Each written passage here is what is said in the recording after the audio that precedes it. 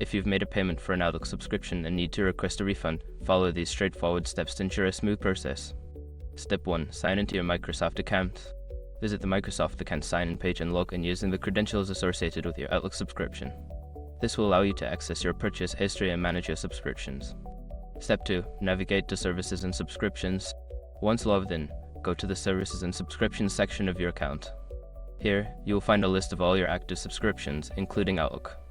Step 3. Locate the subscription. Find the specific Outlook subscription for which you want a refund.